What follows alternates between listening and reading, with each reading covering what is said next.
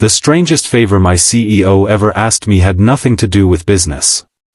It happened on a bright Tuesday morning, when sunlight poured through the glass walls of our 20-story office and everyone was rushing to prepare for an important investor meeting. I was carrying a toolbox through the executive floor when she suddenly stopped me outside her office and quietly said, "Can you fix the sink in my apartment?" I thought she was joking.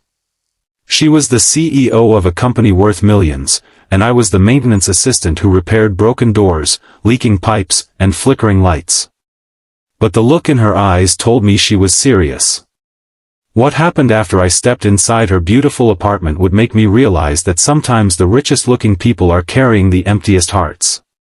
Before we continue, if you believe in kindness, second chances, and the idea that one small act can change someone's life, please take a moment to like this video, share it with someone who needs hope, leave a comment, and subscribe to Epic Story Hub.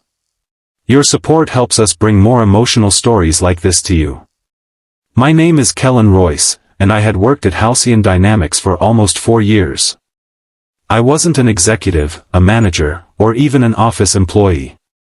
I was part of the facilities team. My job was simple: fix what broke and stay out of everyone's way. I had learned early in life that people rarely noticed the man carrying a toolbox, but I didn't mind. I had a mother who depended on me, a small rented apartment, and enough work to keep food on our table. My father had passed away when I was young, and my mother had spent years working double shifts before her health finally forced her to stop. So I had no interest in impressing rich people. I just wanted to build a stable life. Our CEO was named Seraphina Vale. She was 38, brilliant, intimidating, and almost impossible to read. Employees whispered that she could walk into a room full of executives and make everyone nervous without raising her voice. She had built the company from a tiny technology startup into one of the fastest-growing firms in the city. Her photographs appeared in business magazines, and investors described her as fearless. But I had noticed something nobody talked about. Every afternoon, when the office became quiet, Seraphina would sometimes stand alone near the window and stare at the city for several minutes. She never looked proud during those moments. She looked tired. That Tuesday, she had called me into her office just before noon.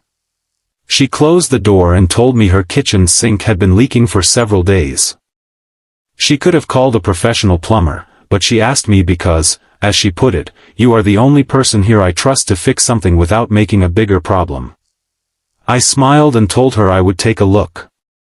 She handed me an address, and when I realized it was the penthouse apartment I had seen in magazines, I hesitated. She noticed and asked whether something was wrong. I told her I had never been inside a place like that. She gave a faint smile and said, "Neither have I, really." I thought she meant it as a joke. Her apartment was breathtaking. Floor-to-ceiling windows overlooked the city, the furniture looked like it belonged in an expensive showroom, and sunlight reflected from polished marble floors. Everything was perfectly arranged. Nothing was dirty. Nothing was broken except the small kitchen sink. Yet the place felt strangely cold. There were no family photographs, no birthday cards, no souvenirs from vacations, not even a plant on the windowsill. It looked less like a home and more like a hotel room that someone had forgotten to leave. I knelt beneath the sink and began working. The problem was simple: a cracked connector that had been slowly leaking into the cabinet. As I tightened the fittings, I heard footsteps behind me. Seraphina stood in the kitchen holding 2 glasses of water. She placed one beside me and thanked me. I told her it was nothing. She sat at the counter and watched me work for several minutes before suddenly asking whether I had ever wondered what it felt like to have everything. I laughed softly and told her I had wondered about it many times. She looked toward the enormous windows and said that having everything and feeling like you have nothing were sometimes the same thing. The sink was fixed, but something about her expression made me stay. I packed my tools and told her the leak was gone. Instead of thanking me and sending me away, she walked slowly toward the hallway. Then she stopped beside a closed bedroom door. She placed her hand on the handle but didn't open it. For several seconds she stood completely still. Then she said something that shocked me. She told me she hadn't slept in that bedroom for almost 2 years. I assumed there had been a divorce or some painful relationship. I didn't ask because it wasn't my business.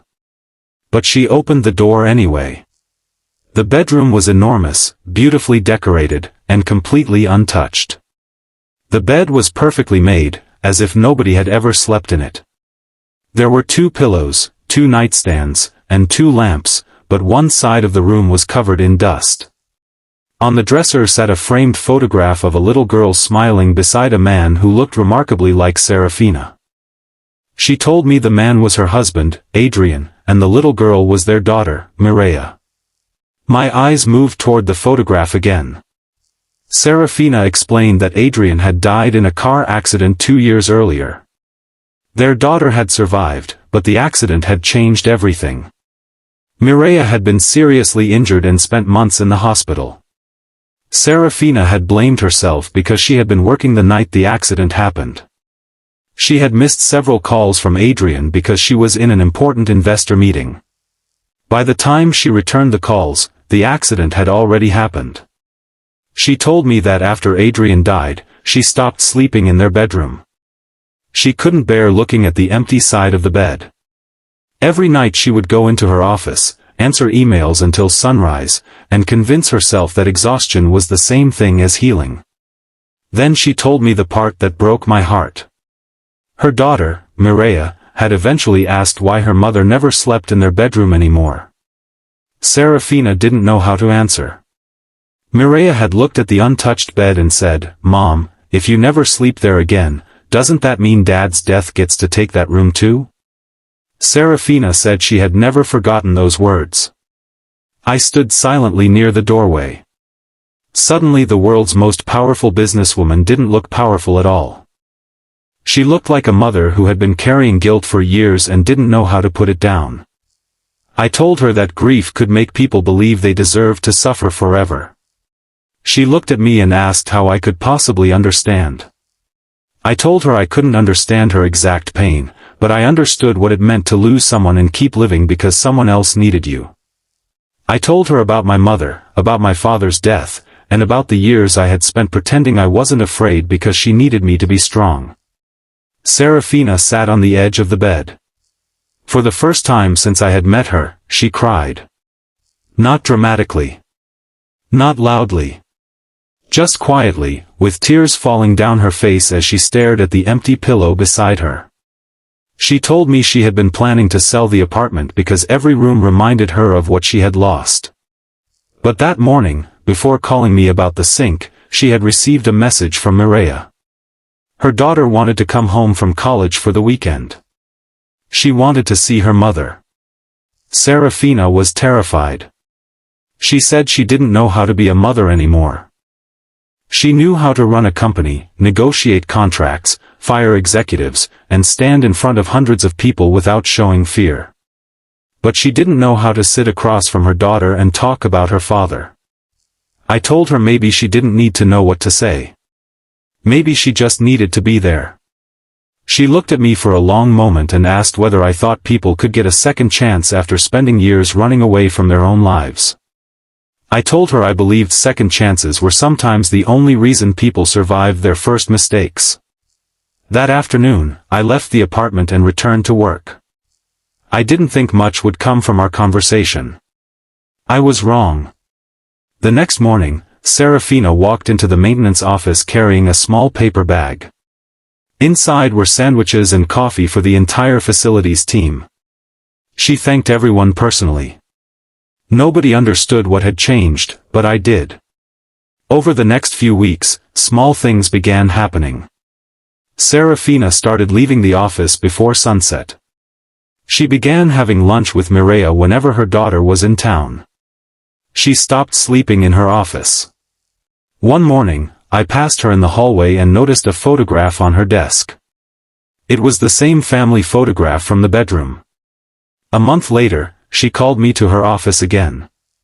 This time there was no broken sink. She told me she had finally slept in the bedroom. She said she had changed nothing. The same bed was there. The same pillows. The same photograph. But instead of seeing the room as a place where she had lost her husband, she had finally begun seeing it as a place where she had once been loved. She thanked me for fixing the sink, but then she smiled and said I hadn't really fixed the sink that day. I had reminded her that broken things didn't always need to be thrown away. I told her the sink was definitely fixed. She laughed. It was the first time I had ever heard her laugh like that. Months passed. My mother needed a safer apartment, and I struggled to afford the deposit. I never told Seraphina because I didn't want special treatment. But somehow she found out. Instead of giving me money, she offered me a permanent position managing facilities across the company's buildings, with better pay and training. She told me I had earned the opportunity. I accepted. Years later, I still remember that Tuesday morning. Not because I fixed a sink, but because I walked into a millionaire's home expecting to repair plumbing and discovered that the person who needed repairing was not the sink at all. Sometimes we look at people and see their clothes, their titles, their houses, their cars, and their success. We assume they have no problems because their problems are hidden behind expensive doors. But pain doesn't care how much money someone has. Grief doesn't check your bank account. Loneliness doesn't care whether the whole world knows your name. And sometimes the smallest act of kindness becomes the bridge between someone giving up and someone trying again. If this story touched your heart, please like the video, share it with someone who may be silently struggling, and subscribe to Epic Story Hub. You never know whose life might be changed by a story they hear at exactly the right moment. And before we end, I want you to leave one special comment: broken things can be healed. Write it if you believe people deserve kindness, forgiveness, and a second chance. Because sometimes, the person standing in front of you doesn't need you to solve their whole life. They just need someone to remind them that tomorrow is still worth waking up for. And sometimes, all it takes is one repaired sink, one honest conversation, and one small act of kindness to help a broken heart finally find its way home.